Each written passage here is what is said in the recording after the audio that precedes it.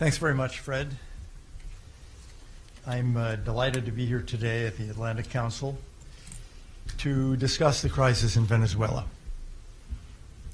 But I would actually like to do more than describe that crisis.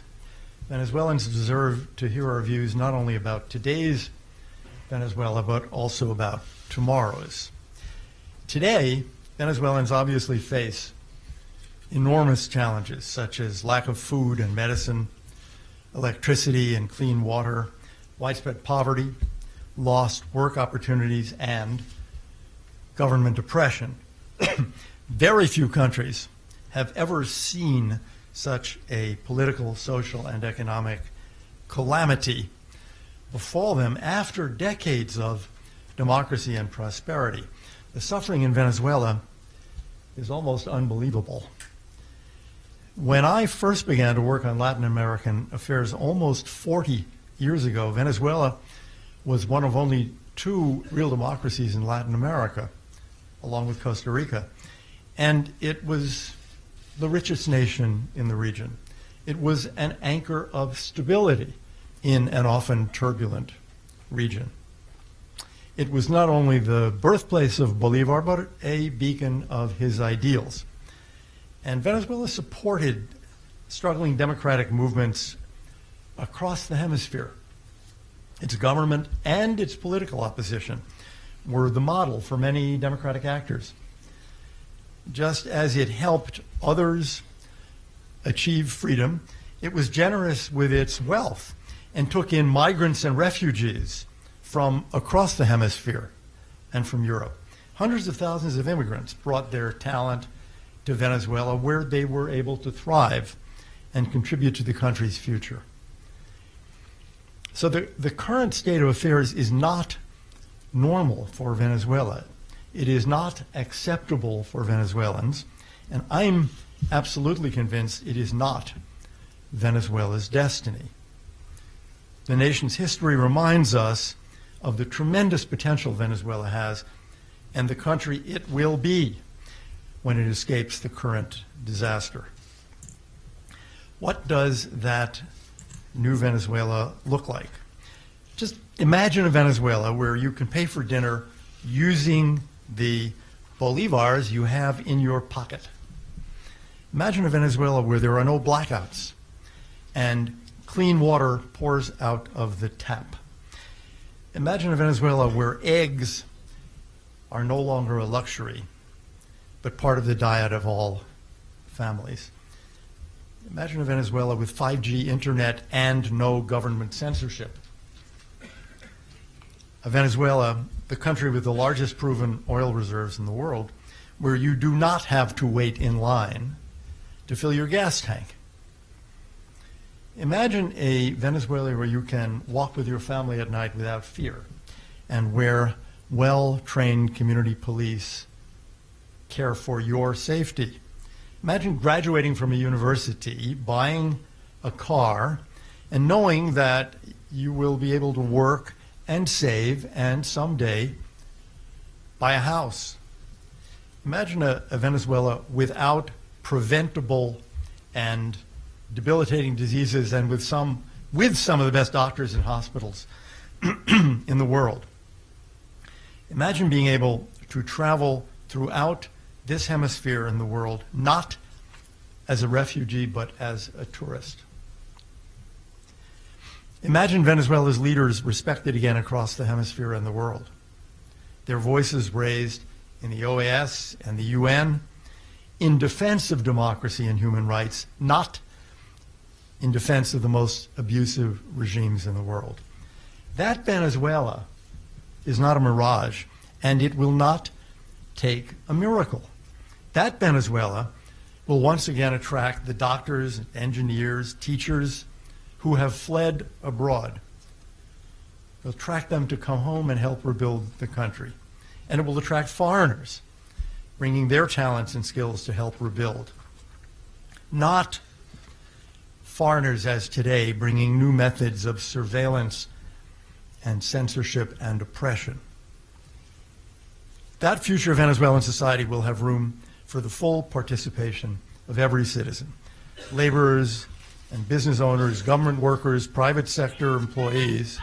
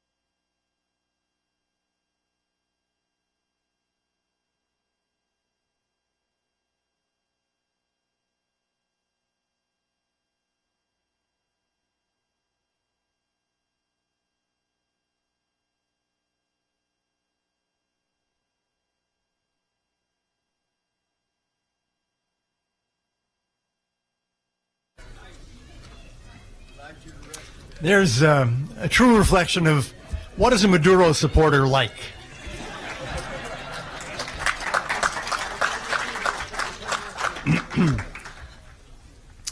That future Venezuelan society will have room for the full participation of every citizen. Laborers, business owners, government workers, and private sector employees, Chavistas and non-Chavistas, military officers and police, teachers, nurses, rich and poor, urban and rural. In that society, the major decisions will be made freely and democratically by elections. So what is standing between the people of Venezuela and that future? What is stopping the beginning of rebuilding and reconciliation? Some questions are hard. That one is easy. The short answer is Nicolas Maduro. Recovering from the level of theft and misrule that Venezuelans have suffered will not be an easy or quick project. But yes, it is possible. Possible for us to visualize here today and possible for Venezuelans to achieve. This future will come with the full support of the international community. And as you know, more than 50 countries have already announced their support for interim President Guaido and his vision of a Venezuela where liberty reigns. The U.S. is committed to working with Venezuela through the transition and to seeing prosperity return. So are Venezuela's neighbors. There's humanitarian assistance at the borders ready to flow. We were pleased to see humanitarian aid enter Venezuela last week, facilitated by the International Federation of the Red Cross. We hope that aid is just the beginning of more critical support for the Venezuelan people. In the future, billions of dollars will be invested in Venezuela to rebuild the agricultural and industrial sectors. International financial institutions are making plans to lend billions more. In fact, every estimate I have seen speaks of tens of billions, which will be used to increase production and consumption, get the economy moving again, and provide the basis for recovery. No, not overnight, but let's be clear, humanitarian supplies such as medicine will start entering immediately, and skilled workers will seek to restore electricity and clean water and oil production. It will take years of steady work and considerable investment to bring the country back to where it stood decades ago. Yet there is strong reason for optimism. Venezuela sits on the largest proven reserves of petroleum, and it has another giant and invaluable reservoir. Millions of skilled and dedicated Venezuelans, both at home and residing overseas, who can and will dedicate themselves to that effort. They love their country and they're ready to start rebuilding it. But that recovery can only start when there is a fully inclusive government that represents all Venezuelans. They will not agree on everything. There will be a loud and healthy debate over all the issues, through the country's democratic institutions, as there is in all democracies. But decisions will be made by the many, not just the few, and the will of the people will not be circumvented by force. To rebuild Venezuela, violent colectivos and carné de la patria and the imprisonment of political opponents must end so that the path can be open to a new democratic future. Let me address what I see as the three elements of change in Venezuela: political participation, the role of the military, and economic progress. Well, let's speak about politics first. I use the term fully inclusive government.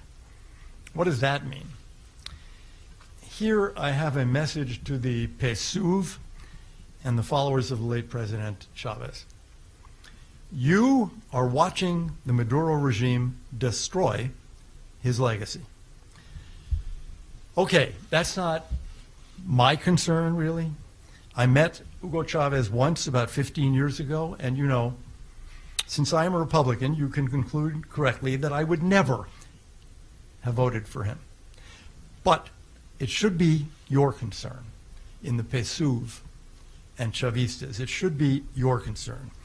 Nicolas Maduro was selected as president of the PSUV by a very small group of self-interested individuals who, like him, continue to have access to all the food and medicine they want.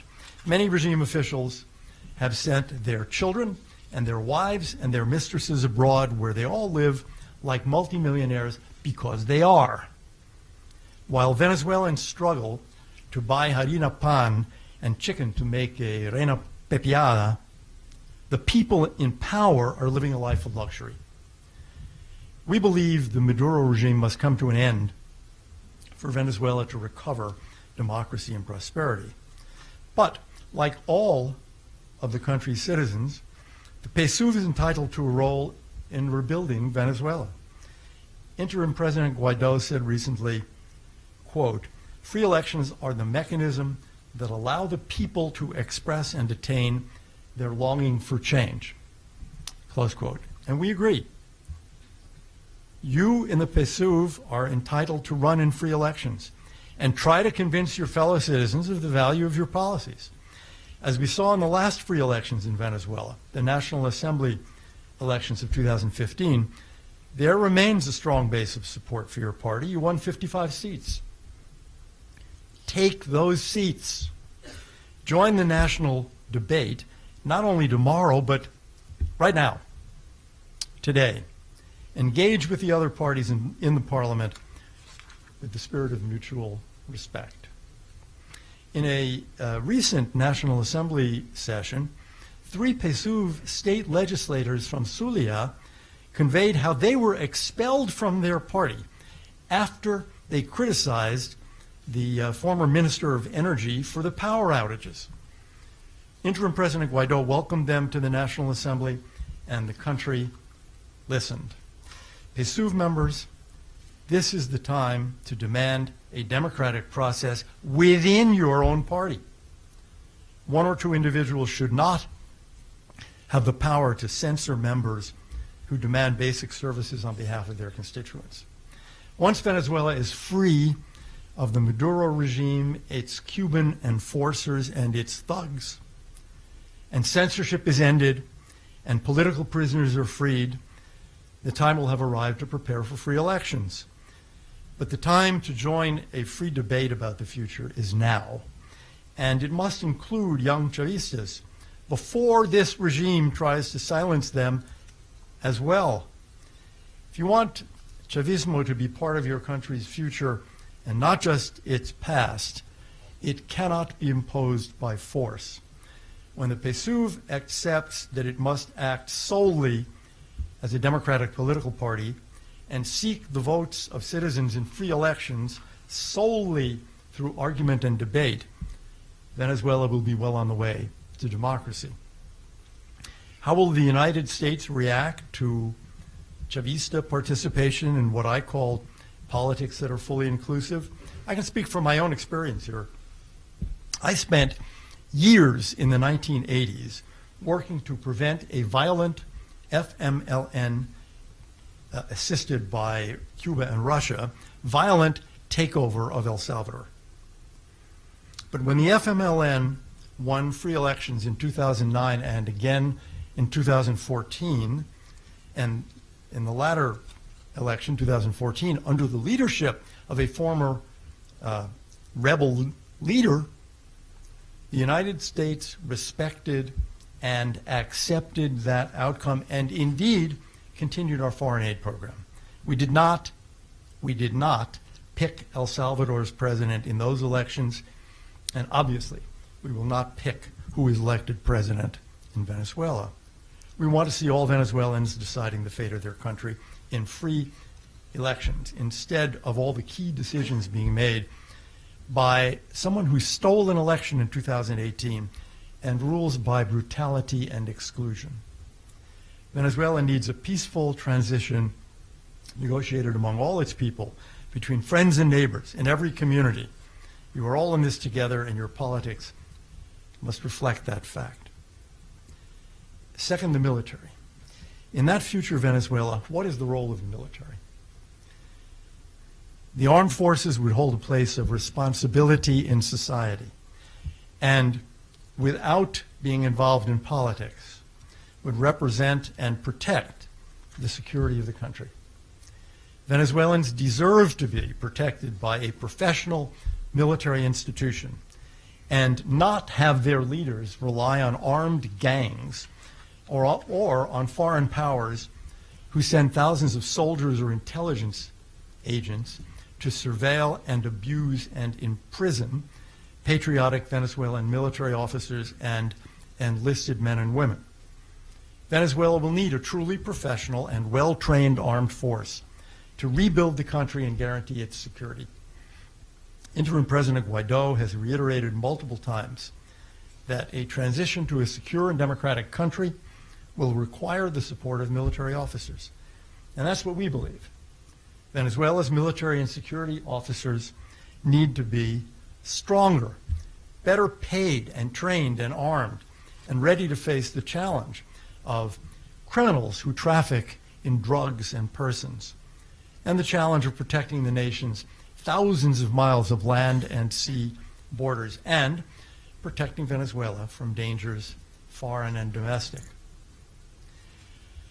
Let's be candid. The country will need to confront the deeds of some who have so badly abused their office or their position that there needs to be an accounting. The National Assembly is working on these issues now, and with great care. These are not new issues. Many democratic transitions have had to grapple with the issues of amnesties or protections for former officials. We saw this in Poland and elsewhere in Eastern Europe after the fall of communism, in South Africa after apartheid, in El Salvador after the Civil War, in Chile and Argentina after military rule. Venezuelans will have to work this out.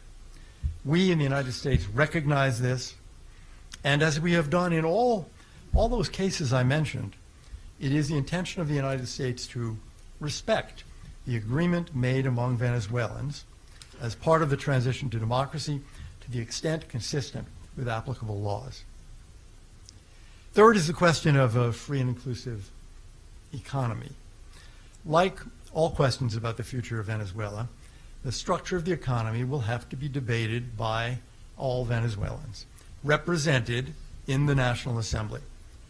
Decisions about the economy cannot be made by one man or a small group whose goal is to steal resources, reward sycophants, and above all, use the money to stay in power. There'll be hard decisions to make, and there will still be many sacrifices in the coming years. The transition will not be easy. And in some ways, let's be honest, the situation may even get worse before it improves. The Venezuelan economy has contracted by nearly 70% because of the mismanagement and corruption of the current regime. The currency has been really reduced to worthless. An example of hyperinflation that is going to be studied in university economic departments a century from now. The country will need everything infrastructure, a new health system, schools, the rebuilding of the agricultural sector. The list is long and it will take time. Economic recovery cannot be achieved overnight, not even in a country with huge oil reserves. But interim President Guaido and the National Assembly are committed, as they've made clear in Plan País, to build an economy that works for all Venezuelans. And the international community is committed to helping that succeed. That means an economy that uses the country's natural wealth to benefit all the people, not just a few who happen to hold political power.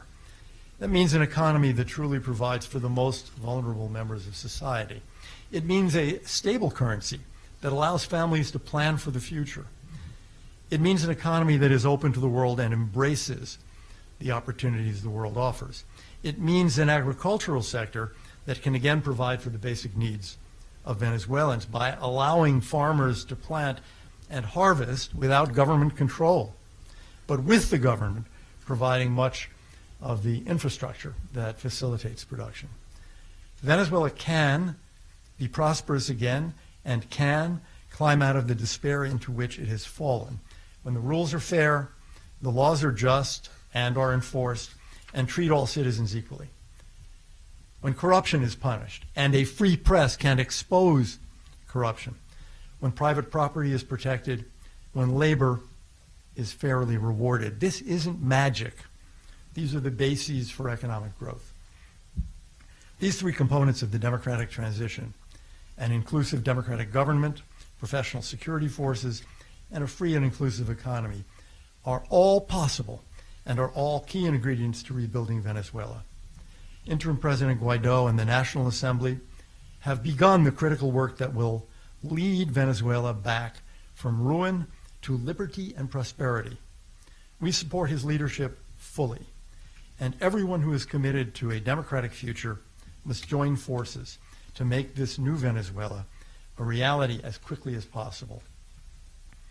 I believe what Bolivar said is true. A people that loves freedom will in the end be free. A people that loves freedom will in the end be free.